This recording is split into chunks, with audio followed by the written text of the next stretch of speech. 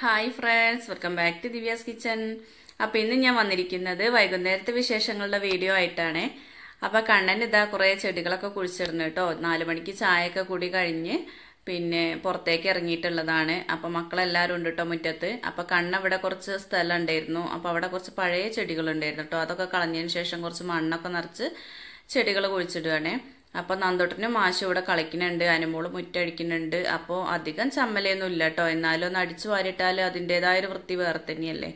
അപ്പോൾ ഓരവിടെ കളിക്കട്ടെ, ഓരോന്ന് ചെയ്യട്ടെ വെച്ചിട്ട് ഞാൻ അടുക്കളയ്ക്ക് പോന്നു. പിന്നെ ഇതാ ഞാൻ കുറച്ച് മീൻ വെള്ളത്തിലിട്ടിട്ടായിരുന്നു പുറത്തേക്ക് പോയിരുന്നത് കേട്ടോ. അപ്പോൾ മാന്തള മീനാണ്. അപ്പോൾ നല്ല ഉണങ്ങിയിട്ടുണ്ടായിരുന്നു കേട്ടോ. അപ്പോൾ പിന്നെ അതിൻ്റെ തോല് കിട്ടാൻ വേണ്ടിയിട്ട് കുറച്ച് സമയം വെള്ളത്തിലിട്ട് വെച്ചതാണ്.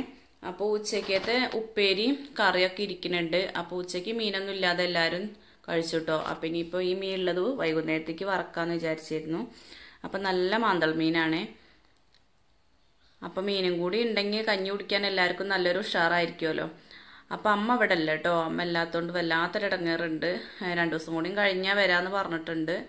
അപ്പോൾ ചേച്ചീൻ്റെ വീട്ടിലാണ്. അപ്പോൾ ഇതാ ഞാൻ മീൻ നന്നാക്കിക്കൊണ്ടിരിക്കണതിൻ്റെ ഇടയ്ക്ക് ഇതാക്കണേ ഇവിടെ ഒരാൾ എനിക്ക് 8ന്റെ പണിയായിട്ട് വന്നിട്ടുണ്ട് കേട്ടോ.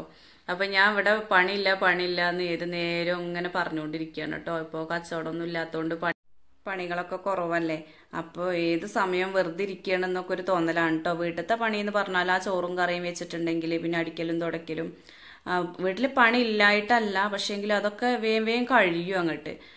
മറ്റത് എന്തെങ്കിലും ഒരു ഏർപ്പാട് നമുക്ക് ഉണ്ടെങ്കിൽ അതൊന്നല്ലെങ്കിൽ ഒന്ന് എന്തെങ്കിലും ഓരോ പണി ഉണ്ടായിരിക്കുമല്ലോ.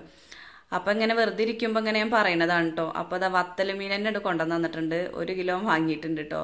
ഇനിയിപ്പോൾ അയിമോട്ട് കുത്തിരുന്നാൽ കുറേ നേരത്തേക്ക് ആവുമല്ലോ പറഞ്ഞിട്ട് അങ്ങനെ കൊണ്ടുവന്നതാണ്. അപ്പം എനിക്ക് മീൻ നന്നാക്കണമെന്ന് നല്ല ഇഷ്ടമാണ് കേട്ടോ. ഏത് രാത്രി ആയാലും എപ്പോൾ കൊണ്ടുവന്നാലും ഞാനത് നന്നാക്കി വെക്കും കേട്ടോ.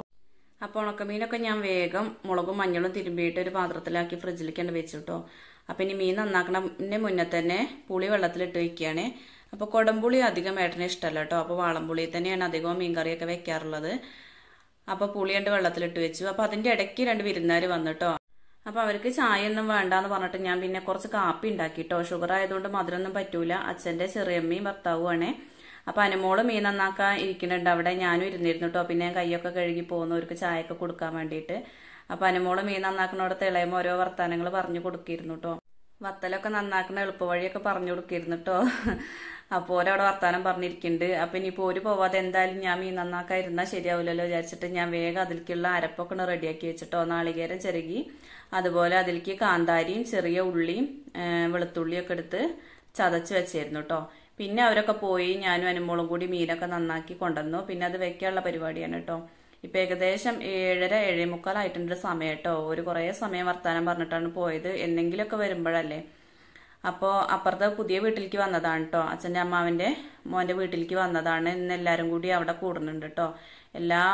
അച്ഛൻ്റെ ചെറിയമ്മമാരും വരുന്നുണ്ട്. അപ്പോൾ അച്ഛനും ഒക്കെ ഒന്ന് അവിടെയാണ് കേട്ടോ. അപ്പോൾ അച്ഛന് വൈകുന്നേരം എന്തായാലും കഞ്ഞി കുടിക്കാൻ ഉണ്ടാവില്ല. അപ്പോൾ പീരയൊന്നും വെക്കാൻ അറിയാത്തവരായിട്ട് ആരും ഉണ്ടാവില്ലല്ലോ. ഇതിൻ്റെ മുന്നേ ഞാൻ ഈ റെസിപ്പിയൊക്കെ കാണിച്ചതാണ്. മുളക് പൊടി മഞ്ഞൾപ്പൊടി ഉപ്പൊക്കെ ചേർത്ത് കൊടുത്ത് പിന്നെ അരച്ച് വെച്ചിരുന്ന വെളുത്തുള്ളിയും അരച്ചിട്ടില്ല, ചതച്ച് വെച്ചിട്ടുള്ളൂ കേട്ടോ. അതും കൂടി അതിലേക്ക് ചേർത്ത് കൊടുത്തു. നാളികേരവും വെളുത്തുള്ളിയും കാന്താരി പിന്നെ ചെറിയ ഉള്ളിയും കൂടി ചേർത്ത് കൊടുത്തു. പിന്നെ പുളി പിഴിഞ്ഞൊഴിച്ചു കേട്ടോ. പിന്നെ എല്ലാം കൂടിയും കൈ വെച്ചിട്ട് നന്നായിട്ടുണ്ട് മിക്സ് ചെയ്ത് കൊടുക്കുകയാണേ. അപ്പോൾ ഒരാൾ ഇവിടെ നിന്നിട്ട് കരയുന്നുണ്ട് കേട്ടോ ഇവിടെ ഇരിക്കാൻ വേണ്ടിയിട്ട്. അപ്പോൾ പിന്നെ ഓനും ഞാൻ വീതനേമയ്ക്കുണ്ട് കയറ്റിയിരുത്തി. ഇപ്പം അടുപ്പിൽ തീയൊന്നും ഇല്ലല്ലോ. ഇനിയിപ്പോൾ വൈകുന്നേര സമയങ്ങളിൽ എന്ത് കൊണ്ടുവന്നാലും ഒരു വിധം കൊണ്ട് ഞാൻ അടുപ്പിൽ തീ കത്തിക്കൂല കേട്ടോ. തീ കത്തിച്ചാൽ മുതലാവൂല. പകൽ എന്തായാലും അതിൽ തന്നെയല്ലേ വെക്കില്ല അധികവും. പിന്നെ ഞാൻ ഗ്യാസിൽ വെക്കാൻ വിചാരിച്ചു.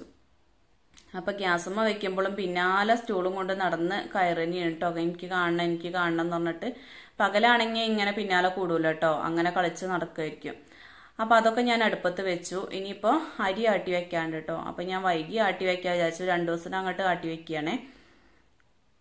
അപ്പോൾ കുറച്ച് വെളുത്ത അവലുണ്ടായിരുന്നു. അപ്പോൾ അതും കൂട്ടിയിട്ട് ആട്ടി വെക്കുകയാണ് കേട്ടോ. നല്ല ടേസ്റ്റാണ് വെളുത്ത അവലും കൂട്ടിയിട്ട് പിന്നെ അരി ആട്ടി വെച്ചിട്ടുണ്ടെങ്കിൽ. അപ്പോൾ അരി ഉഴുന്നൊക്കെ ഉച്ചയ്ക്ക് തന്നെ വെള്ളത്തിലിട്ടായിരുന്നു കേട്ടോ.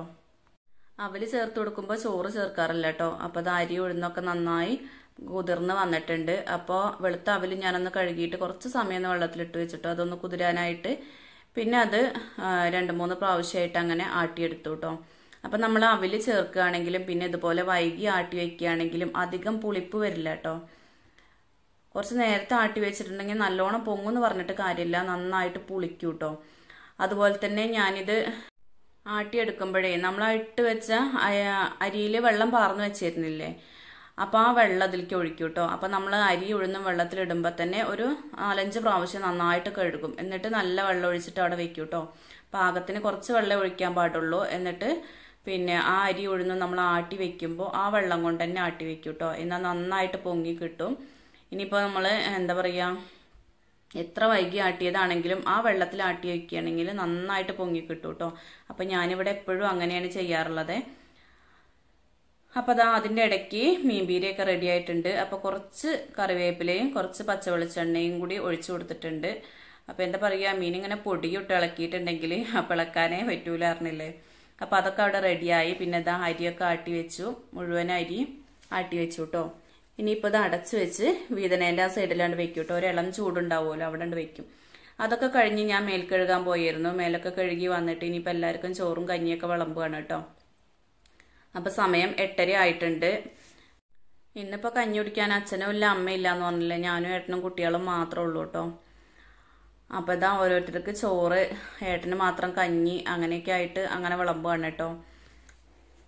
കഞ്ഞി എന്ന് പറഞ്ഞാൽ ആർക്കും ഞാൻ കഞ്ഞിവെള്ളം ഒഴിച്ചു കൊടുക്കലില്ല കേട്ടോ. ഈ ഒരു അടുപ്പത്ത് എപ്പോഴും ചൂടുള്ള വെള്ളം ഉണ്ടായിരിക്കും, ആ ഒരു വെള്ളമാണ് ഒഴിച്ചു കൊടുക്കലേ.